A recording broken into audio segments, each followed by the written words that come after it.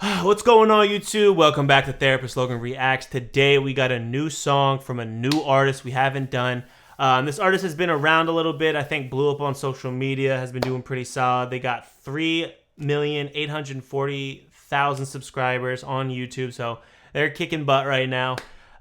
This is a song that kind of jumped out at me, and I saw it on a Naruto edit on TikTok, and I thought it was so cool because, again, it was very close to the theme of what kind of comes out of certain videos and clips of Sasuke and Itachi's relationship. If you gotta go check that anime out, it's one of my all-time favorites. It might be my all-time favorite. Just again, it was so good. But yeah, so let's jump right into it and let's break it down.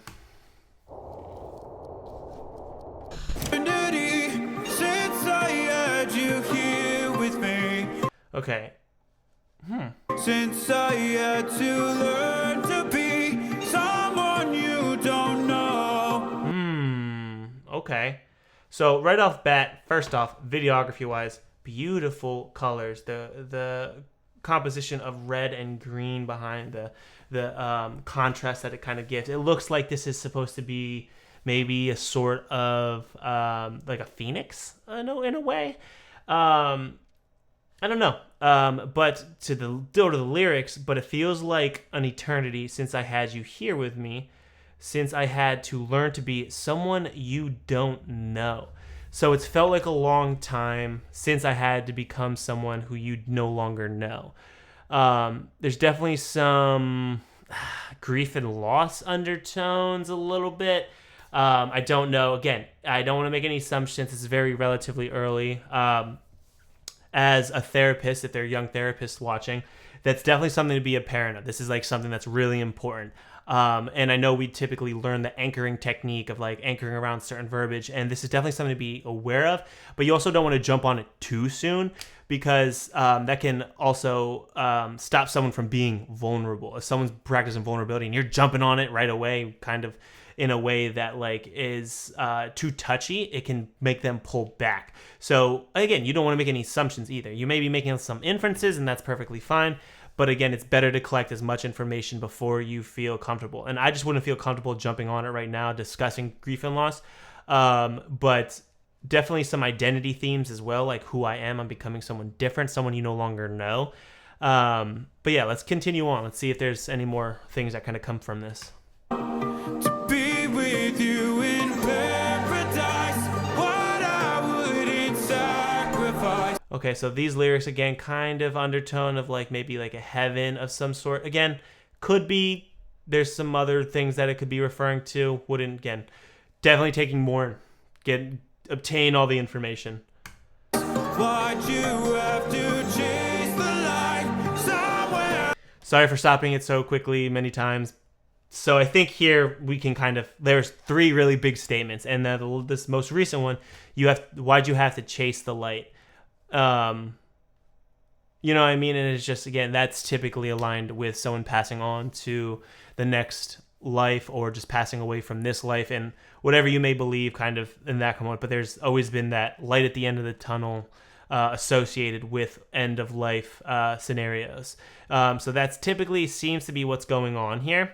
It seems like he's chasing the phoenix, and I think that's really interesting kind of videography wise, because if you know anything about the phoenix, it's typically a birth and rebirth cyclical loop that comes along with the phoenix. That's what it's supposed to kind of embody.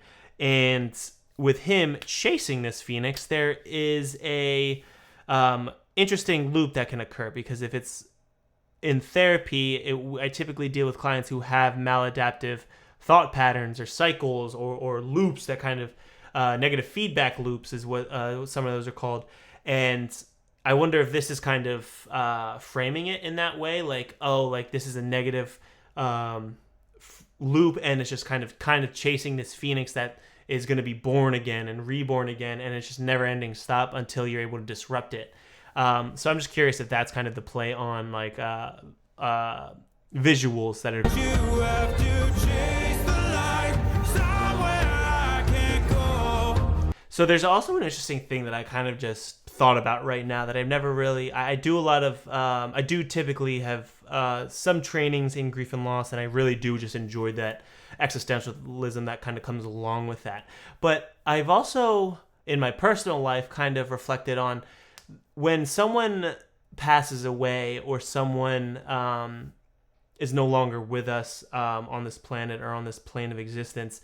There, as you continue on and exist and continue on to progress, you do eventually become a different person that person will never really know. And there's maybe that grief and loss of not only the person that they have lost, but also that person of who they were, the individual was prior.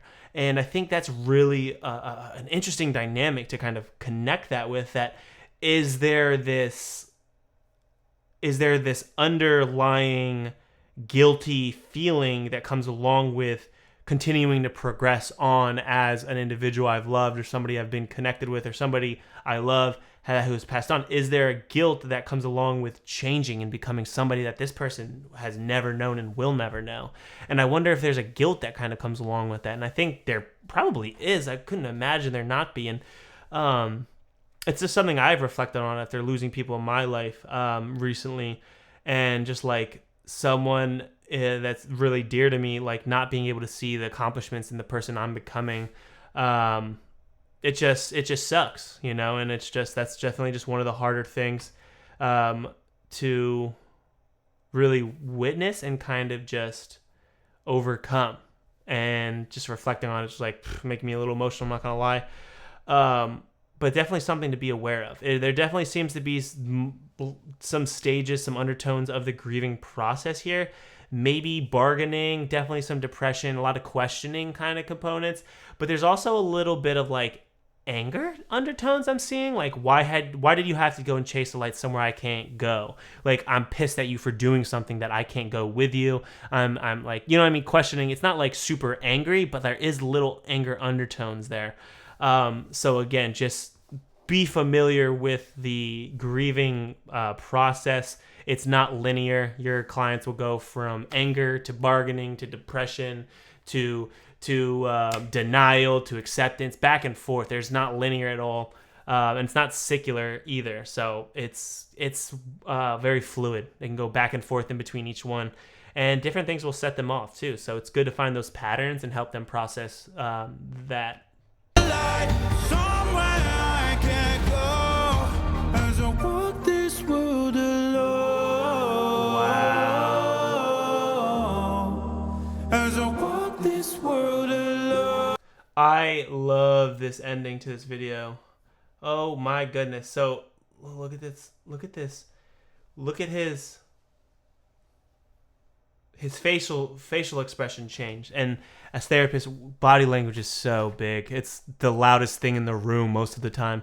And he smiles a little bit. As I walk this world alone. And there was a bit of a swallow kind of coming to grips with what happened. And it seems like this individual's finally got closure for something and is finally letting go of maybe that unrepressed anger, depression, denial, or bargaining, or whatever it may be that's in the thing.